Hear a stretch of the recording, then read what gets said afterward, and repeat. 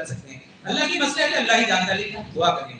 اگر ہم دعا بھی نہیں کرتے دس از دا لیسٹ, پھر ہمارا ایمان ہی شک کے دائرے میں, ہمارا ایمان ہی شک کے دائرے میں کہ ہم مکے اور مدینے میں پہنچ کے ان کے لیے دعا کریں. ان کے حکمرانوں نے تو بالکل امریکہ کی غلامی اختیار کر لیا, سب جانتے ہیں پوری اسلامی دنیا کا جو حال ہے. اس وقت ہم بہت بلیسڈ ہیں, اس وقت اللہ نے ہمیں نمائندہ بنا کے بھیجا. ہو سکتا ہے اللہ تعالیٰ آپ کسی کی دعا قبول کرے, پتہ نہیں کس کی دعا قبول جائے.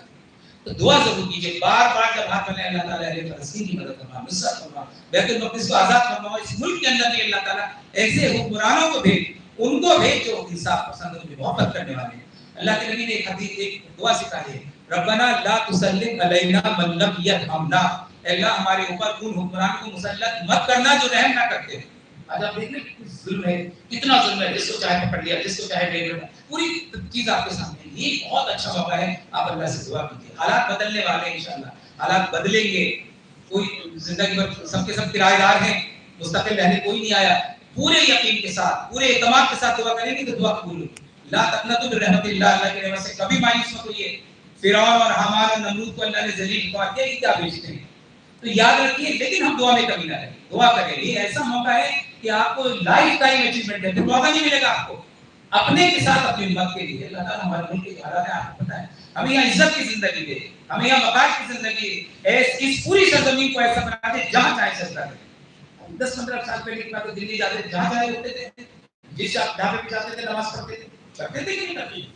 لیکن اللہ پھر بدل سکتا ہے. دعاؤں کی ضرورت ہے. ہم بھولی جگہ ہم کھٹکھٹائیں تو, اور اس وقت آپ اللہ کے گھر پہ جا رہے ہیں, اس گھر کی دستک جب کھٹکھٹائیں گے اللہ دعا قبول کرے. آپ کو یاد ہے جب خانہ کعبہ کو مسمار کرنے ابرہہ آیا تھا, جو بادشاہ خانہ کعبہ کو اٹھانے آیا تھا, اسے یہ یمن کا بادشاہ تھا, اسے یہ تھا کہ سارے کے سارے مسلمان کعبے سے کر رہے ہیں, ساری کی اکانومی بڑھ رہی, ساری تجارت یہاں ہو رہی. آج بھی آپ دیکھ رہے ہیں حج اور عمرے کی وجہ سے سعودی عرب کے لوگ کے دماغ خراب ہو گئے حکمرانوں کے. کروڑوں اربوں ٹریلین سے بلین ڈالر ہمارے جاتے ہیں ان کو, اور ان کا جو حال ہے آپ دیکھ رہے ہیں. اسی طرح وہ یمن کا بادشاہ تھا, اس نے کہا میں اس کعبے کو اٹھا دیتا ہوں تو اپنی یہاں یمن میں بناؤں گا تو سب لوگ یہاں آئیں گے. وہ لشکر لے کے چلتا ہے, ہاتھی کا پورا لشکر لے کے چلتا ہے, آپ سب جانتے ہیں. اللہ تعالیٰ نے کہا فادر ربوں کا مثالی فیل, تم نے دیکھا اپنے ہاتھی والوں کے ساتھ کیا کیا.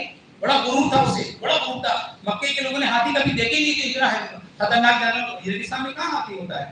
لے کے چلا, مکے کے قریب آیا, یمن سے جب قریب آیا تو آپ نے دیکھا کہ ہاتھی آگے بڑھتا ہی تھا. اس کا جو ہاتھیوں کا سردار تھا جس کا نام محمود تھا, وہ آگے نہیں بڑھتا تھا, مارتا تھا, پیٹتا تھا, لیکن ہاتھی آگے نہیں بڑھتا. یہ سب ہو رہا تھا.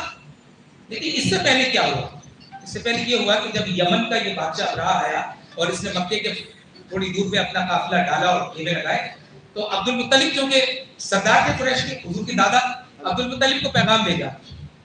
اس بیچ میں اس بادشاہ کے لوگوں نے, ابرہہ کے لوگوں نے عبد المطلب کے اونٹ جو وہاں چل رہے تھے ان کو پکڑ لیا. تو سب کو پتا تھا کہ کعبے کو اٹھانے آیا ہے عبد المطلب. عبد المطلب بڑے وجیح انسان تھے, سردار تھے مکی کے, خانہ کعبہ کے کسٹوڈین تھے, سارا خانہ کعبہ کا نظام ان کے ہاتھ میں تھا. یہ گئے, ابرہہ نے احتراماً ان کے کھڑے ہوا, استقبال کیا. تو عبد المطلب کا کہ فرمائیے. کہنے لگا میں کیا فرماؤں, تمہیں پتا ہے کہ تمہیں پتا ہے میں کس لیے آیا ہوں. عبد نے کہا جی بتائیں. میں کعبے کو اٹھانے آیا ہوں. یہ ابراہیم نے, عبد المطلب نے کہا آپ کے فوجیوں نے میرے اونٹ پکڑ لیے, مجھے میرے اونٹ واپس کر دیا.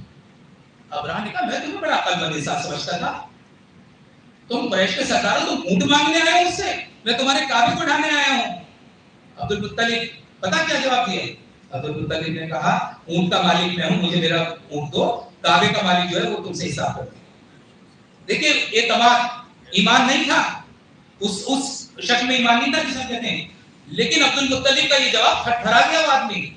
انا رب الابل, جو الفاظ آتے ہیں اس عربی میں, جو لوگ عربی جانتے ہیں ذائقہ لیں گے, میں اونٹ کا رب ہوں, مجھے اونٹ سے غرض ہے, جو اس گھر کا مالک ہے وہ دیکھ لے گا. آئے عبد المطلب آئے, خانہ کعبہ کی کنڈی پکڑ کے لٹک گئے.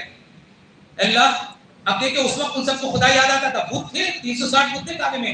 عبد المطلب کے بعد آتے خانہ کعبہ کی کنڈی پکڑ کے لٹک گئے. اللہ پاک تیرے گھر کی حفاظت تیرے ذمہ ہے, میں اس سے کہہ تو آیا ہوں, میرے الفاظ کی لاج رکھ لے. دیکھا تم نے الم طرح کہا فعل ربک بأصحاب الفیل, ہم نے ہاتھی والوں کے ساتھ کیا کیا.